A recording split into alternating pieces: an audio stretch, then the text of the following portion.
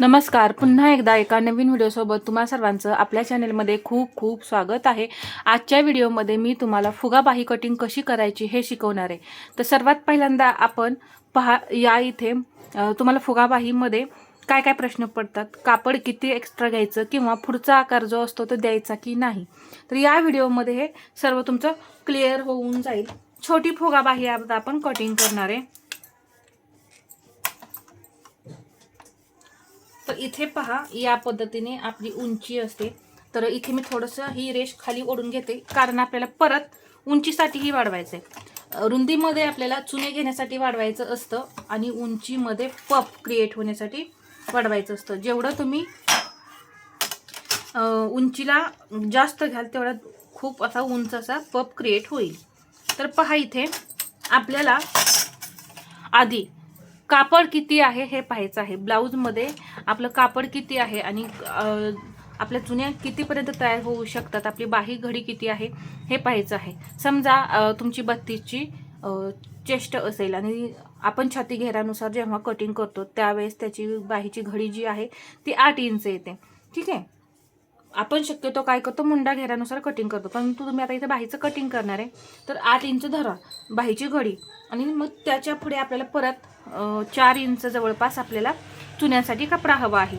तर पहा, फोल्ड करून 4, तर दोन्हीकडे मिळून 8 इंच आपल्याला एका बाहीला एक्स्ट्रा कपडा लागणार आहे.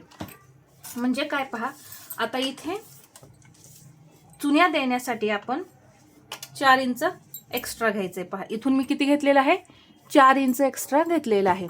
अजून एकदा मी असं 4 इंचावरती मार्किंग करून घेते. आणि याच्या पुढे आपलं बाहीचं मार्किंग असणार आहे. नॉर्मल बाही जी आपण कटिंग करतो त्याचं मार्किंग असणार आहे.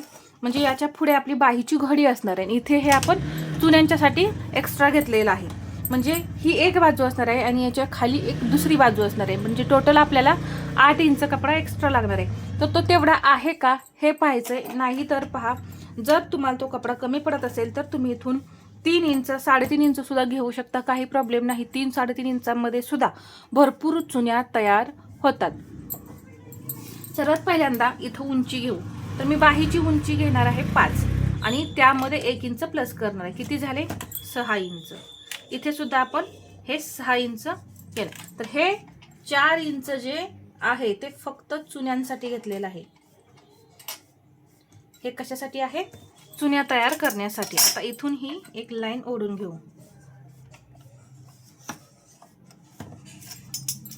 आणि बाहीची उंची 5 + 1 6 इंच. ठीक आहे. या पद्धतीने हे घेतलेलं आहे आपण. चुन्या कुठून कशा स्टार्ट करायच्या हे सुद्धा मी तुम्हाला सांगणार आहे. आता इथे 5 इंचाची बाही आहे तर 3.5 इंच आपण कॅफाडी घ्यायची.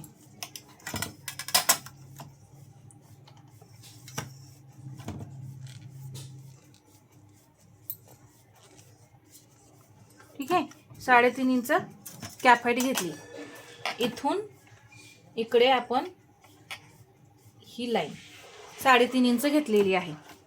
आता या लाईनवरून मी जो मुंडा घेर आहे तो 7 इंच टाकणार आहे. पहा, इथून असा, इथून पुढे आपली नॉर्मल बाही असते. पहा, हे 7 इंच टाकलं आणि या इथूनच एक तिरकी लाईन ओढून घेतली. हा काय झाला, आपला मुंडा घेर.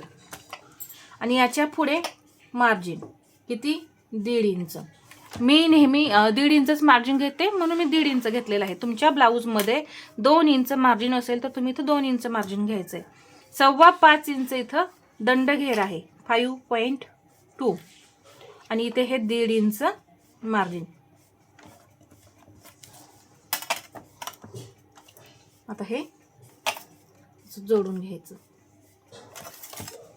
जोडल्यानंतर आता ही जी लाईन आहे याचे समसमान तुम्ही 4 भाग करून घ्या. सेंटर केला, हे 2 भाग आपोआपच तयार झाले. आता परत इथे एक सेंटर आणि इथे एक सेंटर. या पद्धतीने जर तुम्हाला सेंटर नसेल जमत तर तुम्ही टेप दुमडून सुद्धा करू शकता सेंटर. इथे बाहीला आकार देण्यासाठी 1 इंच घ्यायचं आहे. तर पहा, इथून बरोबर 1 इंच आलेला आहे. ठीक आहे. हा 1 इंचाचा पॉईंट आला. आता इथे पहा, हा अर्धा इंचाचा पॉईंट, हा सुद्धा अर्धा इंचाचा पॉईंट आणि हा अर्धा इंचाचा खालच्या साईडला पॉईंट असतो. तर आपण या बाही इथे आपण जो पुढचा आकार आहे तो देत नाही, इथं उंचीमध्ये वाढवल्यानंतर इथं उंचीमध्ये आपल्याला वाढवायचं असतं पप क्रिएट करण्यासाठी, तेव्हा पूर्ण घेर जो आहे त्याचा आपण पुढचा आकार देत असतो. परंतु इथे मी नॉर्मल बाहीमध्ये ज्या पद्धतीने पॉईंट घेते त्या पद्धतीने इथे मी तुम्हाला पॉईंट घेऊन दाखवले. आता इथे फक्त पाठीमागचा आकार घ्यायचा आहे पहा. या पद्धतीने हे पॉईंट असे जोडत इथे हा आकार घेतला, इथे हे डाऊन करायचं. या पद्धतीने कोणतीही बाही असो आपल्याला ती डाऊन करायचीच आहे. तर हा झाला आपला नॉर्मल बाहीचा डायग्राम. इथे हे चुन्यांसाठी घेतलेलं 4 इंच. आता इथे 4 इंच घेतलेलं आहे, भरपूर चुन्या क्रिएट होतात. आता इथे आपल्याला पप क्रिएट होण्यासाठी वाढवायचं आहे. जर तुम्हाला नॉर्मल पप हवा असेल तर तुम्ही इथं 1 इंच घेऊ शकता. थोडा जास्त फुगीर हवा असेल तर 1.5 इंच, आणि खूप जास्तच हवा असेल तर 2.5 इंचापर्यंत सुद्धा वाढवू शकता. तर मी इथं हे 1 इंच घेणार आहे. मला नॉर्मल पफ हवा आहे, मला जास्त नकोय, तर मी इथं हे 1 इंच घेतलं पहा. इथूनही त्याच पद्धतीने 1 इंच पॉईंट घ्यायचा आहे पहा.